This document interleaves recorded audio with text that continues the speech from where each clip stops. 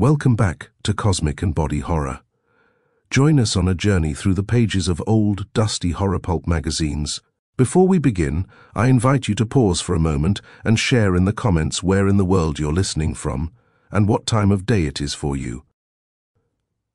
But a Kind of Ghost by Y. John Wyndham Furch published Tales of the Frightened Spring, 1957. Sam Tinways was the first citizen of Yocksburg to appear on the morning after the storm. He climbed over the sea wall at an hour when the day was little more than a large, dirty patch in the eastern sky. Down on the beach, the high wind was still blowing bundles of yellow spume about the shingle that the tide had uncovered. The strand along the wall and the foot of the cliffs was narrow and spray-swept, but feasible. Sam huddled himself into his coat and set out to plod along it with eyes cast down, intently searching the stones. Most of the town of Yocksburg used to stand further east, where, now, the grey waves of the North Sea roll. Immemorially, this has been a troubled coast. Its men have had to take on Norsemen, Danes, Saxons and Dutchmen, Frenchmen and Germans in turn, but always the most persistent enemy has been the sea, an enemy that has sometimes been slowed but who never retreats. Dikes and breastworks, houses and churches have century after century fallen before it, and still with every storm the waves carve further into the cliffs on the south side. One by one the cottages up there are undercut and fall into the hungry water, while the inhabitants continue their lives of intermittent retreat. People have been living and fighting around Yocksburg for so long that they have left a great many traces of the past. When the cliffs crumble, curious things often come down with them. After a new fall, a diligent searcher in the shingle may find coins of any date, corroded weapons, bronze pieces of mysterious purpose, and sometimes ornaments and jewelry. In the newly exposed cliff face, too, there may be unexpected sights, a scrap of metal catching the light, bones protruding. Once there was a bleached skull which kept up its last sightless stare at the sea for several weeks, until another storm brought it down and ground it up in the pebbles. But it is unusual for the prowlers on the shore to lift their eyes for a moment from their search. It was only to reassure himself that a half-house balanced on the cliff edge was not about to fall upon him that Sam looked up and so happened to notice the chest. One surprising thing about the chest was that it had not already fallen, for it projected near to 2 feet out from the perpendicular cliff face, and looked to be held none too firmly. Another thing was the depth at which it had originally been buried, all of 10 feet below the surface, Sam reckoned. Even so, and although Yocksburg's cliffs are modest, that put it out of reach, some 15 feet above his head. Sam considered it for a moment. Clearly, it must be old, therefore it had possibilities. He looked round quickly to make sure no other searchers were out yet. To leave now would mean abandoning the chance of finding a bit of jewelry that he might give to Mary, or a few loose coins for himself. On the other hand, the box might be full of coins and jewelry. He decided to take the risk and hurry towards the cliff ladder further on. 10 minutes later, he was sprawled precariously, head and shoulders over the cliff edge, coaxing a noose of rope round the protruding chest with a long rod. Once he had the noose tight, it needed only a few tugs to work the chest loose. There was a ticklish moment when it came free. A small cascade of dirt rattled onto the pebbles. The chest tilted alarmingly, but it remained fast in the loop. Now that he could see the whole of it, Sam found it larger than he had expected. He looked along the beach. In the distance, 2 blue-jerseyed men were climbing over the sea wall. They would, he knew, start working towards him. It would be unsafe to lower away. On Yocksburg, foreshore finding is keeping, and there were 2 of them. The only thing to do was to try to get it up before they were able to see round the bluff or cliff that hid it from them at present. Sam laid hold and began to heave. He was blowing and sweating by the time he got it safely over the edge. But as he mopped his brow, his very success caused him to regard it with mixed feelings. His ability to pull it up at all argued that there could not be anything very valuable inside, if anything whatever. Nevertheless, it was old all right, very old, without a doubt. But at the moment he noticed little more about it than that it was fastened with numerous metal bands. His present anxiety was to get it safely away before someone came to ask questions. Another glance below showed him the two men quite close now, heads bent down and turning from side to side, immersed in the search. Sam thrust the chest under a convenient bush and set off with an elaborately casual air to borrow a handcart. Mary, in a cream-grey coat and with a flowered scarf over her tawny hair, came in while the Tinways family was at breakfast. She smiled at his parents and spoke to Sam with a slightly managing air. "Butts goes in 5 minutes," she said. Sam gulped the last mouthful and reached for his cap. Being a young man in love is an uneasy state at best. Moreover, some young men are younger than other young men, and it was Sam's misfortune to be one of them. And young women are captious. They are apt to have a repertoire of moods they consider suitable in their swains, and times when they require them. There are, for instance, moments when they fancy enterprise, finding constancy and dog-eyed devotion ineffably tedious. Though when someone like Sam succeeds in screwing down his natural awe of young goddesses and goads himself into a nervous semblance of enterprise, it is inexplicably never one of these moments. After a series of wrongly chosen moments, it becomes increasingly hard to display masterfulness at any moment at all, so that he retreats into unvocal devotion. And that's wrong, too. "Sam," Mary explained to the Tinways' parents, "is taking me to Bexwich Fair," and she swept him out. Mary moved irritably at Sam's side and raised her voice above the bus noises. "Not woken up yet?" she inquired coolly. Sam roused himself from speculations on the treasures that the chest, now safely deposited in his own room and disguised under an old sail, might hold for him. "Just doing a bit of thinking," he protested. "Do you have to think when you are out with me?" she asked. There seemed to be several possible angles to that. Sam avoided all of them. "I've been on the beach, thought I might come across a bit of jewelry or something for you," he told her. With a faint access of interest, she inquired, "I find anything?" Sam hesitated. He would look a fool if there turned out to be nothing in the chest. Besides, there were other people in the bus to overhear him. "No," he said, "but one time I will." She gave a small sniff. "I don't know as I'd care for the sort of stuff they find there anyway. Old-fashioned," she said. Sam sighed a little to himself at the tone of her voice. He wondered how he could stop it from becoming a day of indifferent replies without turning it into one of petty quarrels. There was perhaps a chance at the movie they went to that afternoon. At one point in it, Sam became aware of a movement beside him. He took her hand. She pulled it away. "What's the matter?" he asked, but she shook her head afterwards. "In the cafe," she asked. "Why is it you never say things to me like he was saying to her, Sam?" "Maybe I think some," said Sam. "How do I know you think them if you don't say them?" "I don't believe you love me, Sam." Something rose in Sam. It struggled beneath the crust of habit and self-consciousness, but the crust held. "You are talking soft now," he told her. "Do you love me, Sam?" she insisted. "Would I be here now if I didn't?" Sam asked. "You might easy, not me," said Sam. He spoke stoutly, but that did not seem to be enough for her. Her face was turned away. She was hurt with him, and he was hurt with himself. Often, when she wasn't there, he would think of things he would say to her about how she looked and how he felt about her, and then, when he was with her, they didn't get said. Somehow. Well, if he were to say to her what the fellow on the screen had said to his girl, it wouldn't sound right. Most likely she'd think he was trying to be funny at her expense, and things would be worse than ever. Still, he made an effort. "Of course I love you, Mary." "Really? And truly?" Well, here was the moment. the time to pour out all those things he had thought of. He began, and then stopped.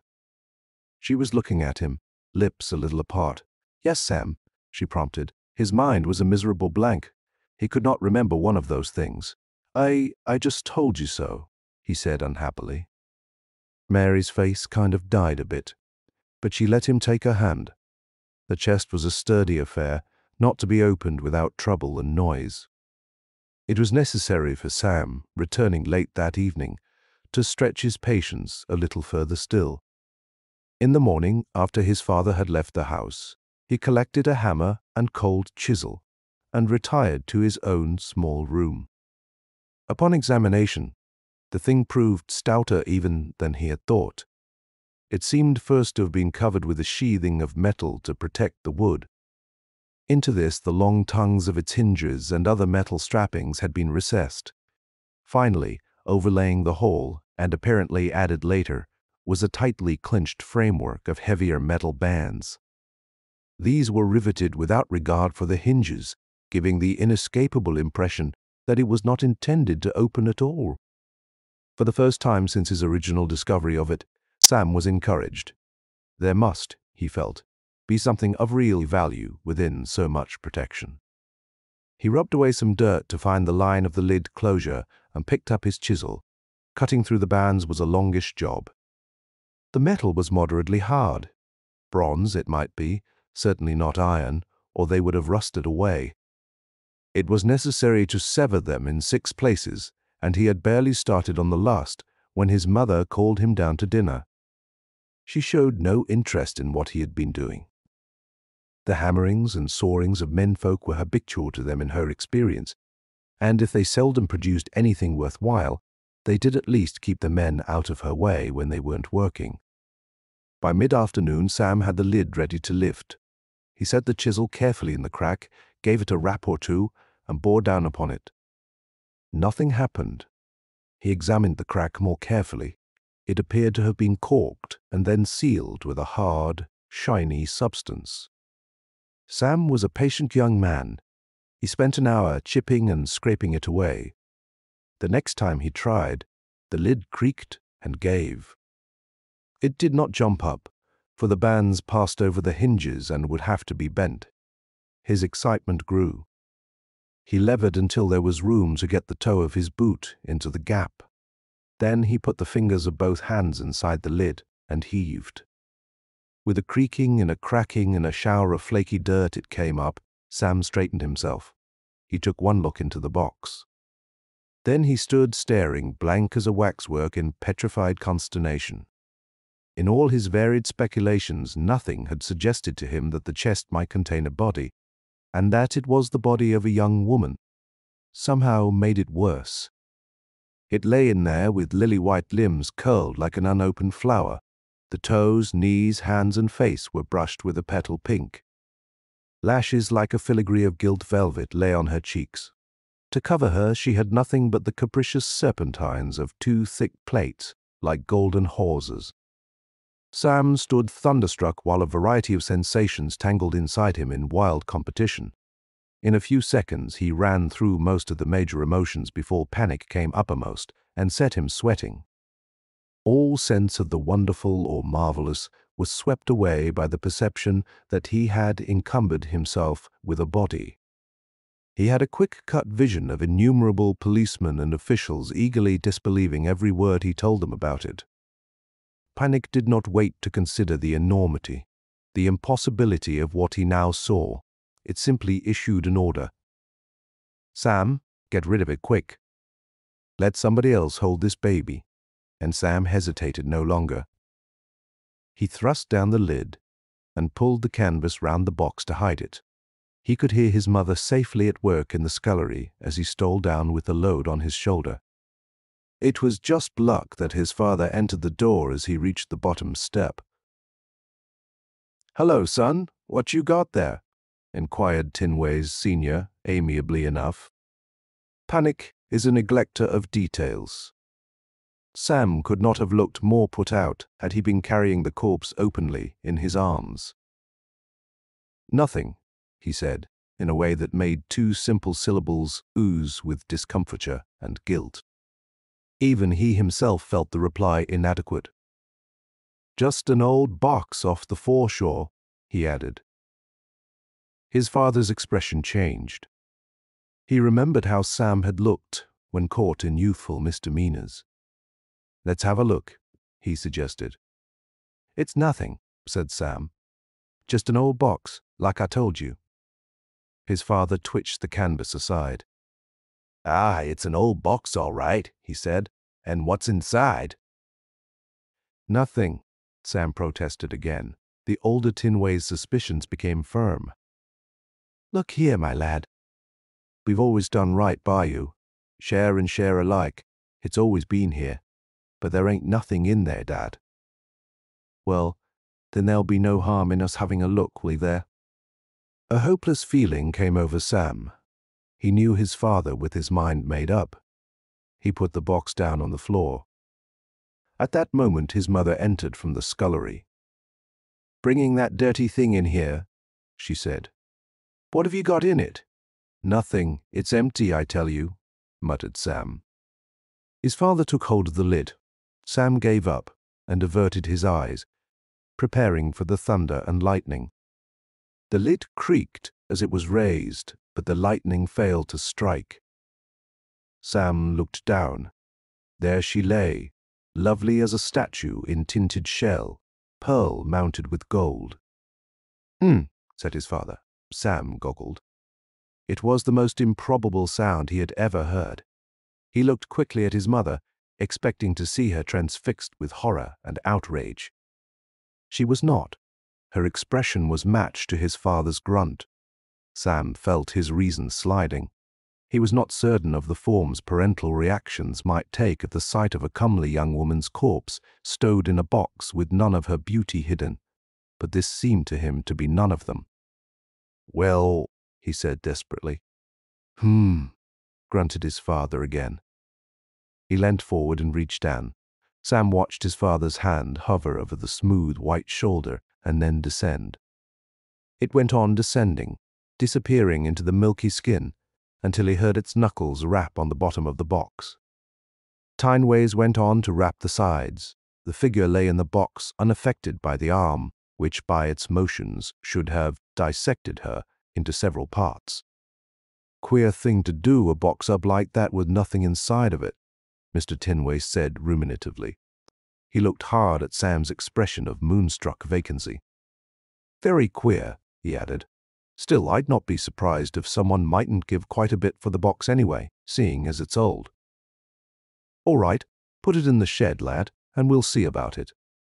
Sam, in a cloudy-minded way, shouldered the box again and took it outside.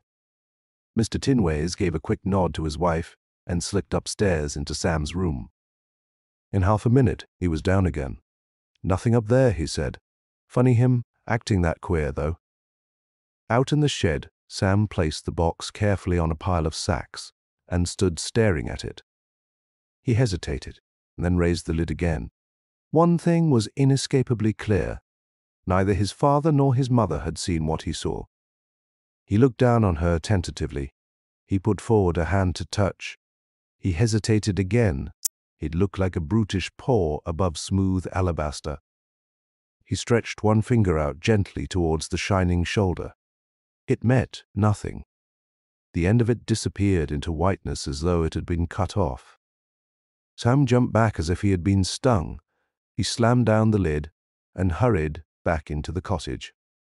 It would have been an immense relief to talk to someone about it, but whom and, also, how? You couldn't expect Mary or anyone else to be understanding about a thing like that. Skepticism was the usual thing towards even highly authenticated ghosts. So what could you expect if you were to say, "I've got a ghost, a very private sort of ghost, that nobody can see but me"? Sam knew perfectly well what he himself would think of anyone who came to him with such a yarn. The evening stroll with Mary was more than usually silent. It was clear to her that there was something heavily on his mind. Unsatisfactory as Sam might be in several ways, absent-mindedness was not customarily one of them. As a rule, he was there right enough, even if he was struggling away inside a sort of thicket of diffidence. She would have liked to help him, but he stayed as shy of the hints she cast as if they had concealed hooks. Their attempts at talk petered into silence before the walk ended. Somehow, the parting left her with less of the usual desire to jolt him up a bit, and more of a protective feeling towards him. With his mind full of unpleasant possibilities, Sam found sleep elusive, though he wooed it first on one side and then on the other for a couple of hours or more. It was around perhaps the 50th turn that he caught a glimpse of something white in the beam of moonlight from the window. He blinked and looked again. Then he lay very still. She stood there looking at him. She seemed to shine more whitely than ever in the pale light, but she neither hindered it nor cast a shadow. "You needn't be afraid, Sam," she said, or seemed to say. That was all very well, but a fright like Sam's was not going to be dissolved by one soft sentence. It took time for his tongue to become obedient enough to ask, "Who are you?" And his voice was wobbly. Any ghost is bad enough, but Sam found the pangs of embarrassment added to those of fright. The only naked woman Sam had ever seen before had been a summer visitor sunbathing, and that through a telescope. Somehow this was not at all the same. She had not looked quite so undressed when she lay curled up in the chest. But it was Sam who had all the disadvantage. She stood quite calmly looking at him. Only the ends of the thick plaits moved, swinging slightly. "My name is Heltrude," she said, matter-of-factly. Sam pulled himself together. He attempted severity. You didn't ought to be here," he told her. "You needn't be afraid, Sam," she repeated. "You are out of that box. You are a ghost," Sam told her. "Ghost," she said. "Ghost, yes. I suppose you could call me that." "Well, I don't believe in ghosts," proclaimed Sam stoutly. "No, Sam," she said, unmoved. "What's more," Sam continued, "any ghost I ever heard of wore decent clothes, or at least a sheet. How strange," she mused. "A spiritual sheet. How very odd." Sam regained enough courage to sit up in bed. "What are you doing here? What do you want?" he demanded. "What do I want?" she repeated and lapsed into thought. With sheer, sweet lines and loosened like fine porcelain, she stood in reverie while the moonlight glistened on the burnish of her plaits. The gold-fringed eyes of distant blue were looking at him still, but seeming now not to see him. She tilted her head upward and made a little suppliant movement with hands that were like pink-petaled flowers on ivory stems. "What is there for me?" she asked. Sam's alarm had declined.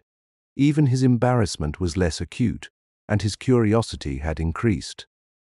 What he wanted was a straight answer to a straight question. "Look here," he began forthrightly. She did so, and some of the decisiveness ebbed from his tone. "I only want to understand what's going on," he ended on a more plaintive note. "You shall," she told him. "They said I had an evil star, Sam. They said that it was all because of me that storms arose, that rowers fell sick, that oars cracked, that the boats sprang leaks, that the dragon ships broke their backs on sandbanks, that the water went sour, that fogs came up, that villages were prepared for us. All these things and many more they attributed to my star. I suppose they must have been right. Some of them were wise men, but I didn't make all these things happen. Honestly, I didn't, Sam. Indeed, I prayed very hard that they shouldn't, but things like that went on happening, until at last they said they wouldn't take me any further lest they should all be lost. Some of them wanted to send me to Odin with a sword, but others were afraid that my spirit might follow them instead of going to Odin. So they put me into a fine casket, and some of them wept, although they were afraid of me and my star. Then they sealed it up so that my spirit should not escape to trouble them, and after they had buried it deep, they sailed away. Though Yoxburg folk are used to history that is a living tradition rather than something pressed dry in the pages of a book, Sam was moved to say doubtfully, "That must have been a goodish while ago," she agreed, reflectively. "Yes, I should think so. The world seems to have changed a great deal, and the people too." She studied him with a thoughtful frankness which caused him some discomfort. "I've always heard they talked very different in those days," he said with pointed suspicion. "But I'm not talking to you, Sam, not as you mean. No one but you can hear me unless I want them to." Sam reverted to an earlier question. "What do you want here, anyway?" he asked. She shook her head slowly so that the golden cables slid on her satin shoulders. "I don't know yet, Sam. It is clear since you have set me free that my star still shines. Whether or not it is indeed an evil one, we shall doubtless find out quite soon. Has any misfortune already overtaken you since you opened the casket?" "No," said Sam, "and I don't want none, neither. I got enough troubles as it is. You go away somewhere and leave me alone. You got no right to be here at all, certainly not indecent like that." She looked down at her shapely breasts and rounded arms. "Don't you think I look nice, Sam? The world can't have changed that much. It must be you that's queer." Before he could think of an adequate response, she went on, "I can decide nothing now. There have been so many changes I must try to understand. I shall watch. I will come again soon." "Now, look here," Sam began. But even as he spoke, she began in some way to lose definition. She blurred. She contracted into an opalescent pillar, trickled with gold. Then she vanished away. During the days that followed, Tinway Sr. was in no hurry to get rid of the chest. "With old stuff like this, it don't do to jump at the first offer," he told Sam. "Got to feel your way around till you get hold of a chap as knows the stuff when he sees it."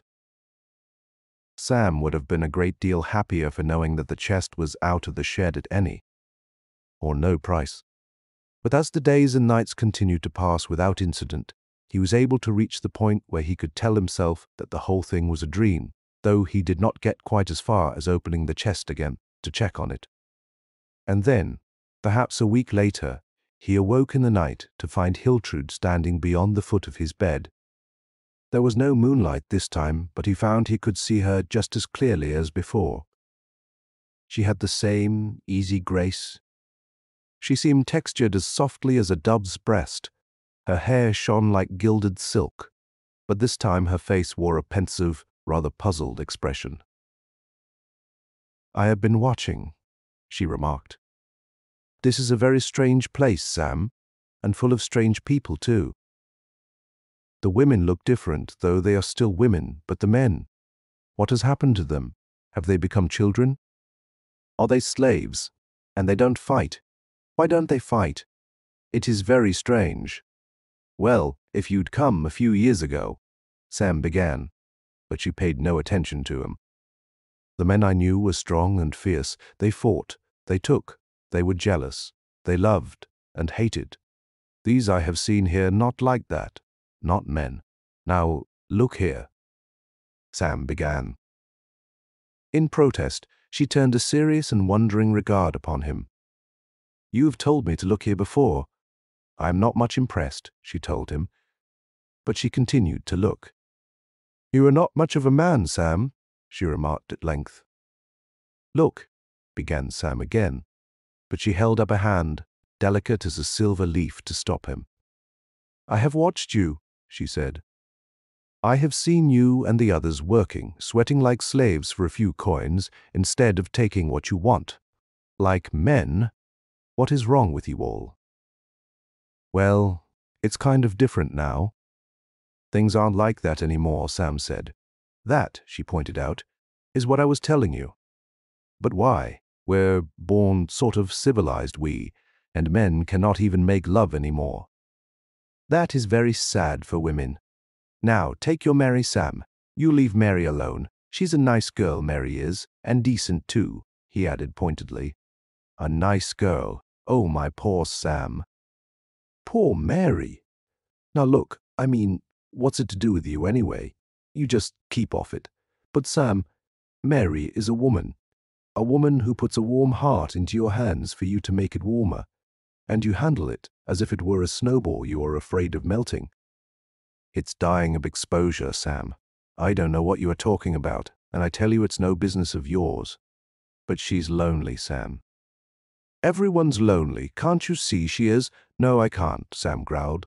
You must try, Sam, because you are lonely inside, too. Do you love her, Sam? Yes, I think you do, in your funny way. But only in taking love and giving love, Sam, do we ever get, for a time, the sweet illusion of unloneliness. Can you understand that, Sam? I don't know what you are talking about, he muttered. Then you shall, Sam, she said, in a tone which made him eye her uneasily. Hiltrude looked down at herself reflectively. I can't just stay like this all the time. For it is a lonely thing, too, to be no more than a dream in the wind. I want a form that I can use and live in. I must take one over. I did think of taking Mary's. Sam goggled, alarmed though uncomprehending. But then, she went on, I changed my mind, you see. Although a woman is altogether nicer and a more alive thing to be, yet it is more convenient to be a man, even in this strange world of yours. If you think, Sam began, but his expostulation was cut off as she turned her face towards him. Look at me, Sam, she told him. Unwillingly he raised his gaze, past the curve of her chin, across the red blossom of her mouth, beyond the delicacy of her nostrils, until he met the far blue of her eyes. After that he could see nothing else. Huge. They grew vasty as a summer sky, into which he fell, lost, and still more lost. As suddenly as if a switch had clicked, it all stopped. He was back in his room. But he saw it differently, for he was no longer in bed. He was looking down at someone else who was in the bed. At least, it wasn't exactly someone else. It was himself, only he happened to be looking at himself from outside. Very confusing. The sham Sam, the Sam usurper, in the bed, smiled up at him. The standing Sam lowered his eyes to look down at himself. Herself? It was well it was. He blushed and averted his eyes, gathering the great golden plaits about him herself for what modesty they afforded. It was not warm, it was not cold, it was not anything much. There was little sense of presence, or of time for the most part, though occasionally something would solidify out of the shiftingness for a while, and become perceptible with true shape. There was no need for rest, yet ever the desire for it, no place to rest. Yet everywhere one was more tenuous than the wind, more insubstantial than a sigh. One floated in the ether like an unformed wish, yet there were currents, gently magnetic fluxes to sway one's nothingness hither and thither. One had only to think, and one could be there. Sometimes it was misty and vague, sometimes so real that you could see every detail, hear every word, seeming so solid that you wondered that nobody saw you. Sometimes the persuasion was from outside. Suddenly one came out of nowhere into somewhere, perhaps called by a thought, or it might be sped by a wanton list. Sometimes there was reason, at others none. But all the time it was lonely, lonely, lonely. Clearest of all and the most troubling were the times when he found himself close to the Sam usurper and to Mary. The first of these was a considerable shock. They were close together on a grass bank by a small spinney. Mary was lying back with her eyes closed, an expression on her face that he had never seen there before. She drowsed in happiness, with the smile of the conquering captive on her lips. The Sam usurper held the back of her head, cupped in his hand. He leant closer to whisper in her ear. One could hear the words he said quite plainly. They were almost familiar, so nearly the things that Sam had rehearsed to himself and never dared to say to her. Her eyes opened slowly like a lazing cat's, but there was no laziness in their sparkle. They looked up into the Sam usurper's. She wound an arm about his neck, and pulled his face down against her own. "Oh, Sam," she sighed, "my sweet, sweet Sam, why did you stay so far away from me?" The enwraithed Sam was filled with an anguish. Things that he had never known before became suddenly clear to him. He felt lonelier than ever, and he felt deeply jealous. But which was he jealous of? The Sam usurper or Mary? The man or the woman? It was hard to tell. He had become so mixed up. Some of him was still Sam all right, but some of him was suffused with the most unfamiliar sensibilities which surely must be Hiltrud's. And then suddenly he knew he was jealous of them both, not because either of them was a man or a woman, but because they were both of them, for a time, unlonely. Another time when the Sam usurper was perfectly clear to him was when he discovered him alone in the shed behind the cottage. The Sam usurper was at work on the chest there. He had pulled off the heavy outer metal bands and thrown them aside. He seemed quite unaware that he was not alone. With intent care, he was using a screwdriver as a lever to prise up one of the ornamental bindings from its recess. When at length he had some 10 inches of it free, he worked it backwards and forwards until it broke off. He rolled it up as if it had been a ribbon of lead, pressed it still flatter between his palms, and put it in his pocket. Then he went out. Sam wanted to follow, but before he could, he lost entity. Something seemed to disperse him. He became part of everything once more, like water poured into water. When awareness took him again, it came differently. He did not just happen somewhere. There was a coercive gathering together, an impulsive thrust. And there he stood, facing his dispossessor. The room was narrow, white, and lit by one small, high window with bars across it. Almost the only furniture was a shelf of boards against the wall. At one end of it lay a blanket, neatly folded. At the other sat the Sam usurper, eyeing him moodily. "This is a very strange world," remarked the Sam usurper. "You said that before," Sam told him. "I don't care for it. It's good enough for me," said Sam. "Probably," agreed the Sam usurper, with a touch of scorn. "Anyhow, your form is no good to me now. It's in prison, so I shall go." "Prison," echoed Sam, looking round with a new understanding. "What have you?" he began. But he was not able to finish the question.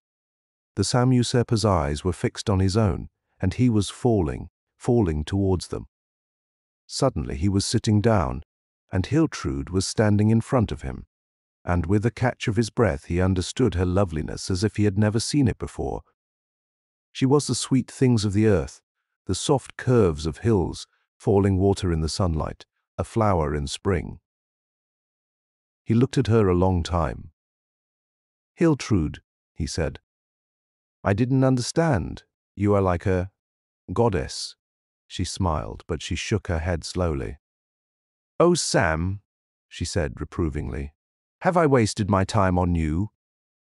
It was nicely meant, but no woman is like a goddess. She doesn't want to be. So will you please remember that, Sam? "All right," said Sam. "But all the same, goodbye, Sam," she said. Her white limbs hazed, they mingled with the golden glints of her hair. Her rose-red mouth lost form. The blue of her eyes softened and dispersed. For an instant there was a column, iridescent as a pearl. Then there was nothing at all. A long time later, a key turned in the lock. A face looked in, a hand beckoned, and a voice said, "Air." They led him in front of a desk. Sam noticed with relief that the place was not a prison, but the charge room of Bexwich police station. A sergeant behind the desk looked at him severely. "Now, my lad, let's have it," he said, not unkindly. "I don't know why I am here," Sam told him simply. The inspector picked up a familiar-looking strip of metal and laid it on the blotting pad. Some of the dirt had been rubbed off in places, and where the metal showed it gleamed yellow. "Did you or did you not go to old Soames down the street this afternoon and ask him what he'd give you for this?" asked the sergeant, placing a massive forefinger upon it. Suppose I did," countered Sam. Suppose you did, agreed the sergeant. Then we'd like to know where you got it. Maybe it's all right, but Soames just isn't used to people walking about with loose strips of gold in their pockets. Nor are we, for the matter of that. Better cough it up, lad. All right, Sam decided and told him about the chest. The sergeant shook his head. You didn't ought to, you know, he said in paternal reproof. There has to be an inquest on things like that to decide who can claim them. You've still got it. Sam assured him it was still in the shed at home. The sergeant nodded. Well, they tell me from Yoxburg you are a decent lad, he said. I've a mind to let you cut along now, on condition you take it round to the local station first thing tomorrow morning, just as it is, mind. I'd sooner take it round tonight, Sam said. The sun was near to setting when Sam, disburdened in both body and mind of the chest, left Yoxburg police station and hurried to Mary's home. The light in her eyes when she saw him at the door was something new and very precious. Come along out, said Sam. There were still those things that he had wanted to tell her. Now he could, and in a grassy hollow, with the twilight settling about them, he did. Possibly the Sam usurper had told her some of the same things before, but she didn't seem to mind quite a long time passed before they started to wander back. On the cliff path they paused, looking out over the darkling sea. Sam heard her murmur something under her breath. He thought he caught the word ghost at the end. His arm tightened round her. What was that? He asked with misgiving. She looked up at him, smiling. Something I once found in an old book, Sam. It used to make me cry sometimes because you— oh, well, that's all over. It doesn't matter any more now. But something about a ghost, he prompted. She said shyly, I don't mind telling you now, Sam. And she quoted softly, a naked thinking heart that makes no show is to a woman but a kind of ghost. Sam held her close and kissed her. We're forgetting about that ghost from now on, he said. It seemed like a fine idea. Enrays of But a Kind of Ghost by John Wyndham. If you found this story interesting, take a moment to support the channel, hit subscribe, click the bell icon so you're notified of new stories, leave a comment, and give the video a thumbs up. Share it on your socials if you think others might enjoy pulp horror. And if you'd like to go a step further in reviving these forgotten horrors, you can click the Super Thanks button below or become a member of the channel. With your support, these dusty old stories may see the light once more.